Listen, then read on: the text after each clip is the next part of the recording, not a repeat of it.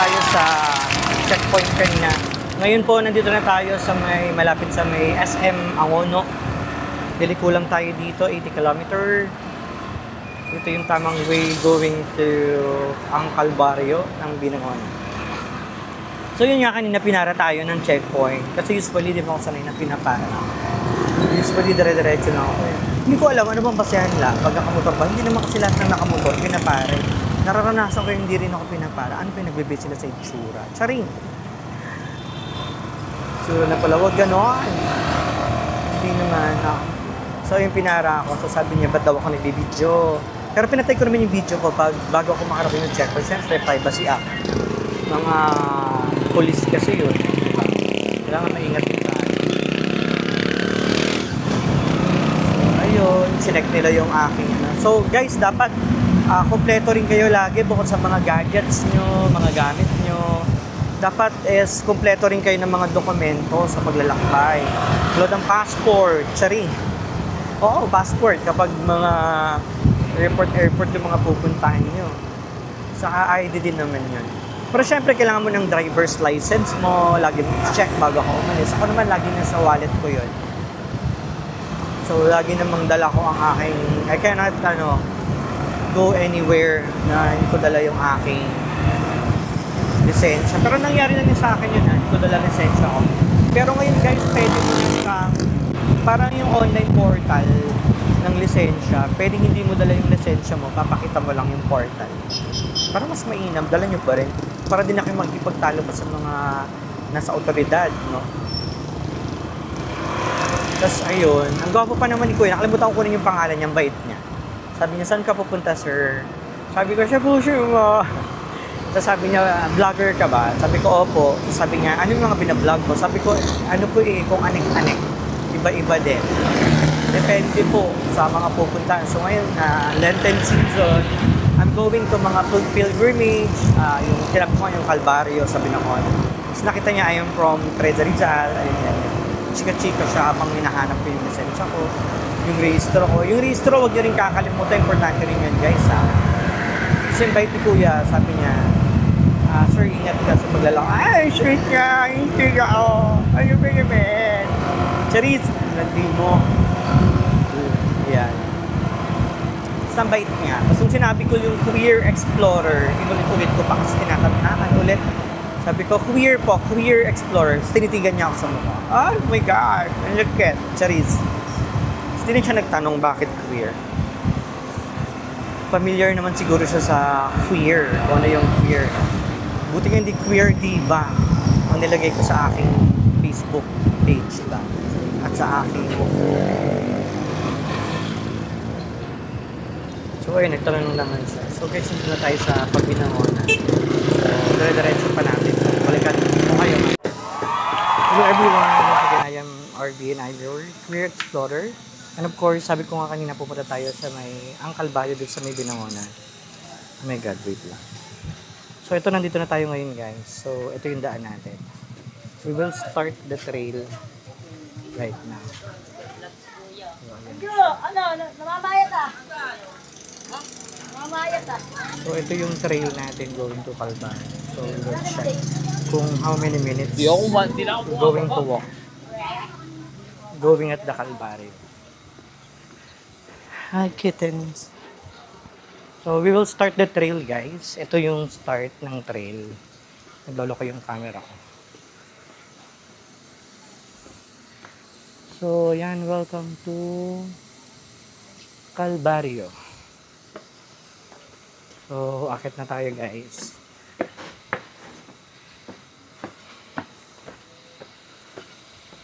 Hindi tayo masyado pawisan. Pero nagla naman ako ng mga pahid. Tapos bumili ako ng kandila dun sa baba. Dun sa parking, sila na yung mag-o-offer sa'yo.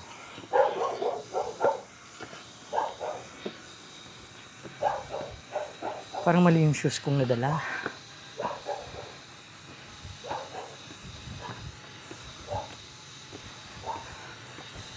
Hindi ko lang alam, orasan natin.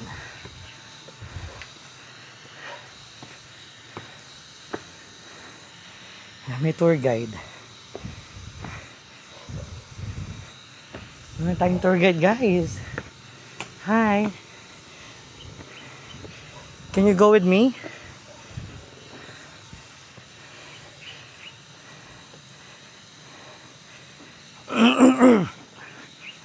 Kasama ka talaga niya.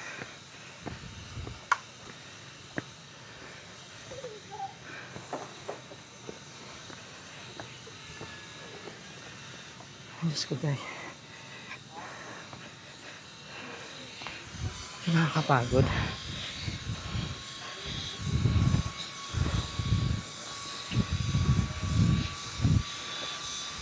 Let's start pa lang tayo. Ito yung mga tour guide.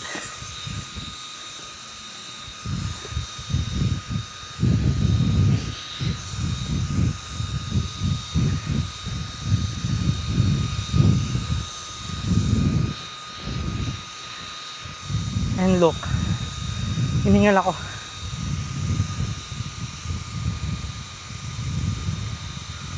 Dito pa lang meron ka na makikita magandang view.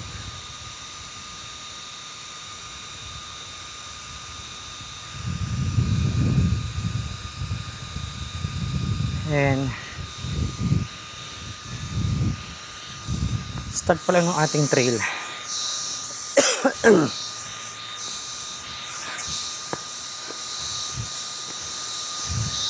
Ito pa.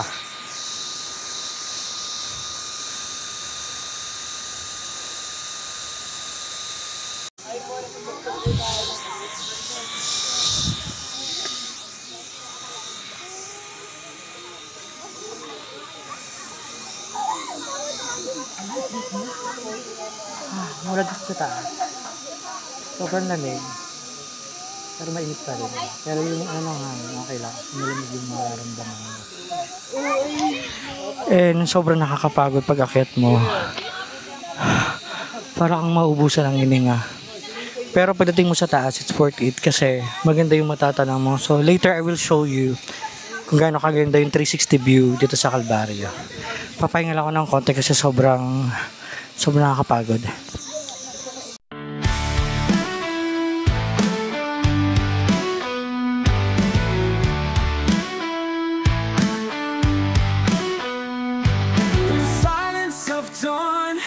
I feel your presence, Lord.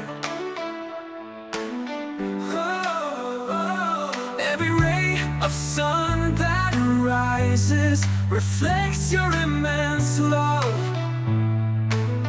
Oh, with a heart full of gratitude, I bow down before you.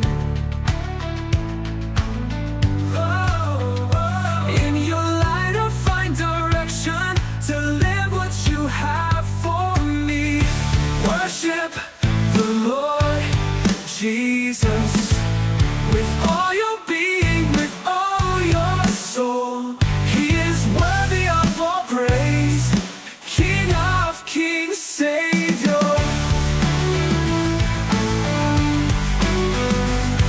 In the battles of my daily life, I find strength in you, Lord. Your word is my guide, a beacon that lights my inner self.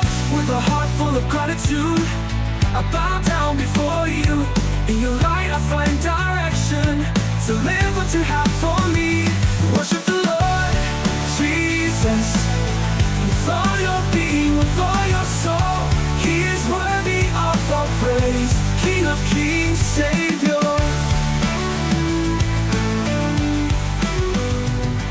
In the battles of my daily life I find strength in you. Ayun guys, tapos na tayo dun sa taas. Magdasal saka mag-check dun sa taas. So okay naman, maganda yung lugar. Mataas nga ng sobra. At sobrang nakakapagod. So now ngayon pababa na tayo. Pero gusto ko muna mag-picture din dito guys. Ang ganda ng tanawin guys, tingnan nyo. So from there, ito yung tanawin mo dito pag pababa ka naman. Sobrang ganda. Lalo dun sa taas kasi kita yung 360 view dito guys, no? Sobrang ganda. Guys, finally, malapit na tayo sa baba. So, all in all, hindi naman ganun katagal akyatin.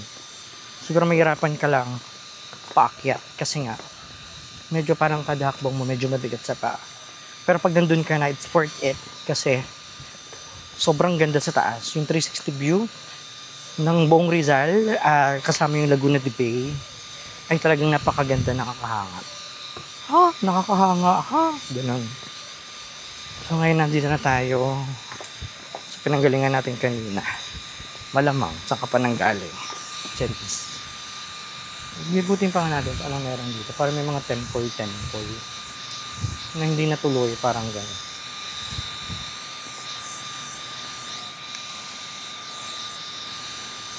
May bahay din pala dito, guys.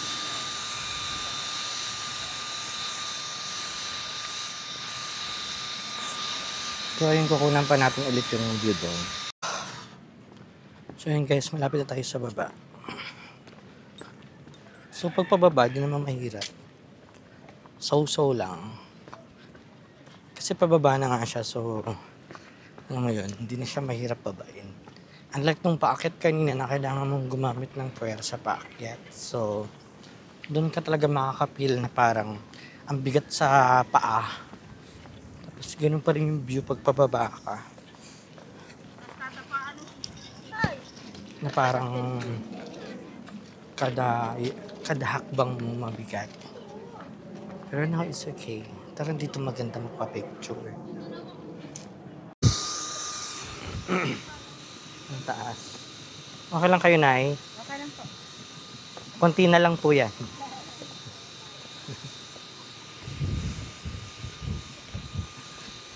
Si nanay nakakatuwa. Talagang kahit mahirap akyatin, akyat ni nanay. Okay lang naman daw siya. Sana maakyat niya agad. At di sana siya mapagod. Kasi nakakapagod talaga. Ako nga bata pa pero nakakapagod talaga.